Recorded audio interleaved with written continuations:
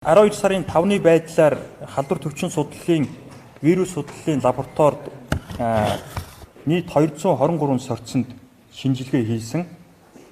За ингээд 48 сорьцонд буюу 21.5% нь амьсгалын замын синцитал вирус илэрсэн байна. Харин томоогийн А хүрээний вирус H1N1 вирус 12 тохиолдолд буюу 5.3% нь илэрсэн. За хүмүүсийн ард иргэдийн маань бас анхаарал тавиад асуугаад байгаа зүйл SARS-CoV-2 буюу COVID-19 маань дахиад тархаад байгаа юм биш үү гэдэг ийм бас асуултууд нэлээд анхаарал хандуулж асууж байгаа.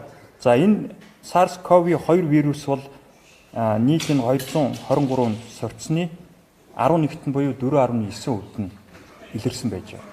Тэгэхээр илүү анхаарал татж байгаа нь бол 48 хүнд буюу сорьцонд буюу 21.5%-ийн эзлээд байгаа амьсгалын замын синцитал вирусын тархалт илүү байгаа шүү гэдэг. Энэ өөрөөр хэлбэл томоо төс төвчний энэ үүсгэгч илүү байгаа шүү гэдгийг бид бүхэнд харуулж байгаа. Тэгэхээр энэ хандлтын мэдээлэл бол тогтмол 7 хоног ингээ мэдээлэгдээд өдөр болгон бас зарим хандлтын зорилгоор бид нар мэдээлэл аваад сорьцон шинжилгээ хийгээд ажилладаг.